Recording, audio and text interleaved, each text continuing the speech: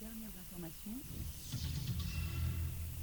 Le 16 février, un camion a fait une sortie de route sur l'autoroute A34 dans le sens Reims-Charleville à hauteur de la commune de la Francheville. Alors qu'il empruntait la bretelle de sortie en direction de Sedan, le véhicule a dévié vers la gauche de la chaussée puis a chuté de plusieurs mètres. Le camion qui transportait vraisemblablement de la ferraille s'est alors retrouvé sur le toit. Les pompiers et la police sont sur place et bloquent l'accès à la bretelle de sortie. Une déviation est en place à la prochaine sortie. Le conducteur est légèrement blessé. Quant au camion, il sera remorqué vers 22h pour éviter de ralentir de nouveau le trafic. Le direct avec RCI TV Info également en radio, toujours pour vous informer. L'épargne de chauffage du gymnase de Floin pose problème pour les entraînements. Depuis octobre, la chaudière du gymnase de Floin ne fonctionne plus. Certains parents d'élèves et membres de l'association sportive commencent à s'impatienter. Vous êtes sur RCI, toute info, l'actu en permanence avec RCI. Dans quelques instants, les dernières informations. L'espoir d'une trêve, elle s'éloigne en Syrie. 50 personnes, dont des enfants, ont été tuées hier dans des hôpitaux et des écoles. Depuis 6 semaines, ce sont 17 structures de santé qui ont été bombardées en Syrie par le régime ou par la Russie, selon Médecins sans frontières. Des allégations toutefois démenties par le Kremlin. L'ONU dénonce des violations du droit international. Les Kurdes de Syrie, ils ont par ailleurs conquis un important bastion rebelle islamiste dans le nord du pays. Les renégociations des termes de l'adhésion de la Grande-Bretagne à l'Union européenne entrent dans leur dernière ligne droite avant le sommet européen de jeudi. Enrico Letta, l'ancien Premier ministre italien, veut faire entendre d'autres voix. Il estime qu'il ne faut pas trop céder aux exigences de Londres, et ce sous peine de faire imploser l'Union. On ne peut pas faire jurisprudence. On va avoir après eux les Polonais, les Hongrois qui vont demander le même. Mon idée est celle qu'il faut prendre de cette opportunité la possibilité de passer à une Europe à 2 cercles. Un cercle large avec la Grande-Bretagne et un cercle plus étroit, les pays fondateurs qui cherchent à s'intégrer et à faire fonctionner l'euro mieux. Paris, de son côté, refuse toujours que le Royaume-Uni puisse bloquer, comme il le souhaite et l'exige, les décisions des 19 membres de la zone euro. L'Union européenne, 70 personnalités de la Biélorussie, dont le président Alexandre Loukachenko. Officiellement, c'est pour l'encourager à faire davantage sur la question des droits de l'homme. Le président bélarusse Alexandre Loukachenko, qui est au pouvoir depuis 1994. Il avait été inscrit sur cette liste noire de l'Union en janvier 2011, après la répression violente qui avait suivi sa réélection fin 2010. L'ancien président français Nicolas Sarkozy est arrivé, lui, ce matin chez des juges d'instruction. Il est entendu à Paris sur de fausses factures et les comptes de sa campagne présidentielle de 2012, une affaire qui pourrait conduire à son inculpation. L'enquête porte sur un système de fausses factures pour cacher un éventuel dépassement du plafond légal des dépenses pour la dernière présidentielle. Du rock à l'affiche ce soir de l'Olympia à Paris. Les Eagles of Death Metal remontent sur scène 3 mois après l'attaque du Bataclan et ses 90 morts. Et c'est pour finir leur concert qui avait été interrompu par des islamistes. Ils ont invité tous les rescapés et la plupart seront présents pour le symbole. C'est le cas notamment de Guillaume Mounier. Il est réalisateur à Radio France.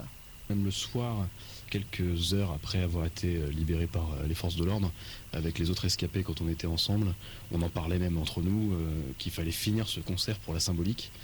Et donc je pense que le groupe, ça leur apparaissait évident et presque un devoir, quoi. Enfin, un truc à faire, quoi. La météo de la pluie et de la neige à l'ouest et au sud, température entre 0 et 9 degrés.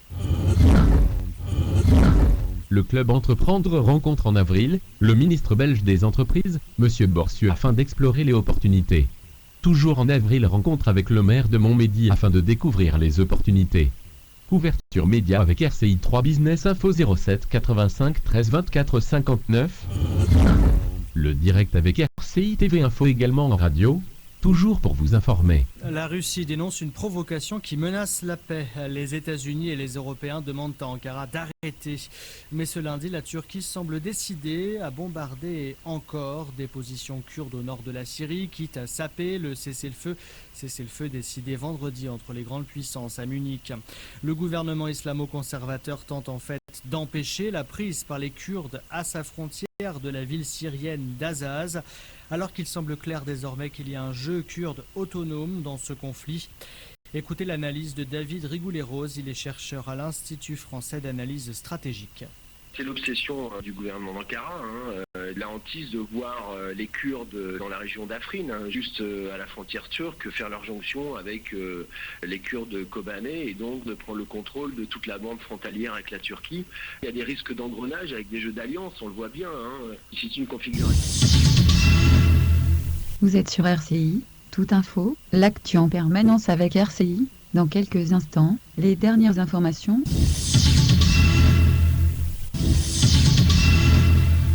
Michel Jaunet et son épouse Michel, tous deux licenciés du Subaca Club de Charleville-Mézières, participaient à une sortie avec 4 autres licenciés carolo-mazériens. Ce jeudi soir, le couple décidait de plonger dans une carrière de Philippeville, sur la route de Givet. Vers 20h20, l'élu ardennais porte assistance à son épouse en difficulté et disparaît alors sous les eaux. Sa femme était encore hospitalisée ce vendredi matin en Belgique lorsque le corps sans vie de Michel Jaunet a été repêché tôt par les plongeurs de Belgique. Michel Jaunet avait 59 ans et était un plongeur aguerri puisqu'il passait actuellement son brevet de moniteur de plongée.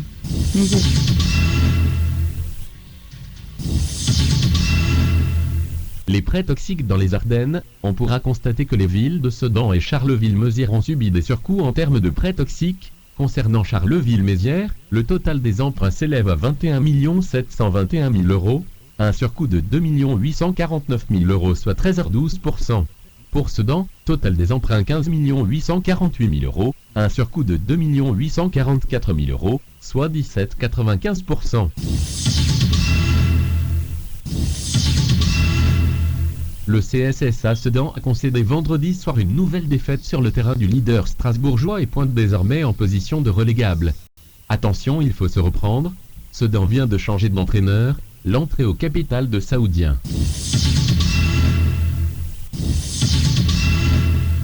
Vous êtes sur RCI, toute info, l'actu en permanence avec RCI. Dans quelques instants, les dernières informations. Vers 17h ce mardi 16 février, un camion a fait une sortie de route sur l'autoroute A34 dans le sens Reims-Charleville à hauteur de la commune de la Francheville. Alors qu'il empruntait la bretelle de sortie en direction de Sedan, le véhicule a dévié vers la gauche de la chaussée puis a chuté de plusieurs mètres. Le camion qui transportait vraisemblablement de la ferraille s'est alors retrouvé sur le toit. Les pompiers et la police sont sur place et bloquent l'accès à la bretelle de sortie. Une déviation est en place à la prochaine sortie. Le conducteur est légèrement blessé. Quant au camion, il sera remorqué vers 22h pour éviter de ralentir de nouveau le trafic. Le direct avec RCI TV Info également en radio, toujours pour vous informer. Sedan, création d'une nouvelle ligne régulière d'autocar reliant Sedan à Paris. Une nouvelle ligne régulière d'autocar permettra de relier Sedan à Paris. Flixbus s'associe à Francotte et annonce des tarifs très attractifs. Sedan, création d'une nouvelle ligne régulière d'autocar reliant Sedan à Paris. Une nouvelle ligne régulière d'autocar permettra de relier Sedan à Paris. Flixbus s'associe à Francotte et annonce des tarifs très attractifs.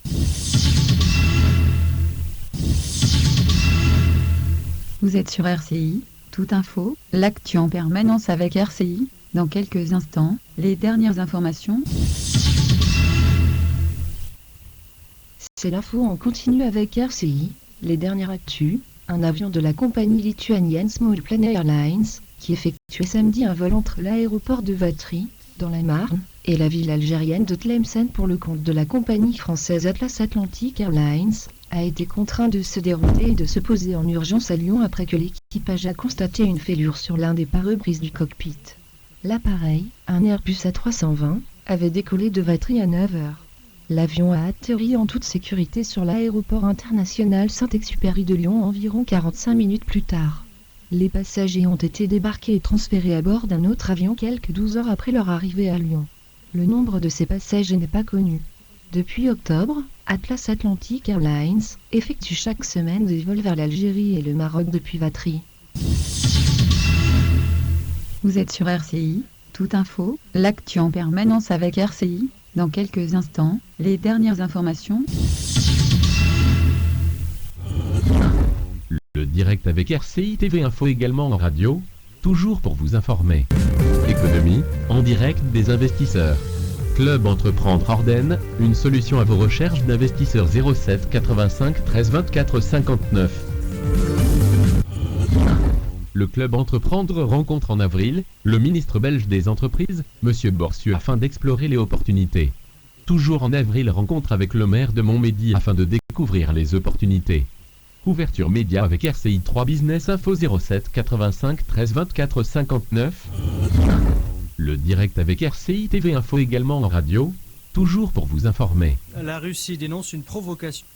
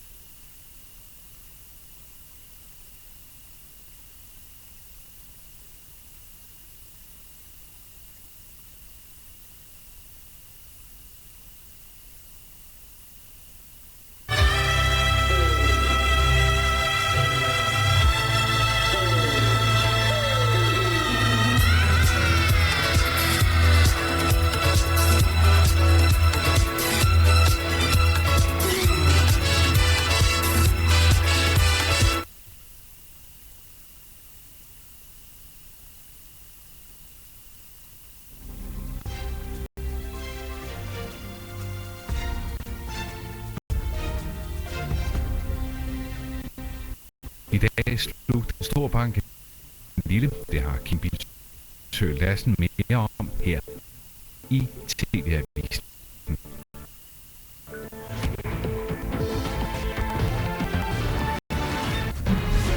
Par le ralentissement de l'économie chinoise et les trous d'air des marchés financiers.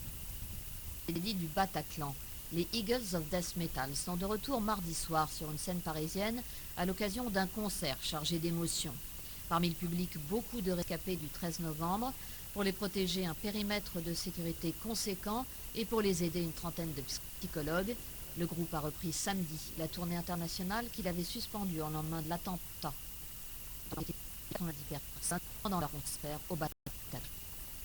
Nicolas Sarkozy risque une nouvelle mise en examen. L'ancien plan de la République a été convoqué mardi matin par les juges d'instruction parisiens dans l'enquête sur les fausses factures de Big Malion et les comptes de la campagne présidentielle de 2012.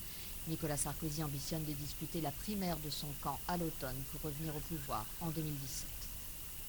Le président de la Commission européenne, Jean-Claude Juncker, a exclu mardi toute sortie du Royaume-Uni de l'UE lors d'une visite éclair de David Cameron à Bruxelles. Jeudi et vendredi se tiendra un sommet crucial censé répondre aux demandes britanniques de réforme de l'Union européenne. Visite surprise de Staffan de Mistura, ministère de l'ONU à Damas, pour discuter essentiellement de l'acheminement de l'aide humanitaire. La perspective d'une trêve sans entrer en vigueur cette semaine s'éloigne de jour en jour. La Turquie a plaidé mardi pour une intervention militaire terrestre.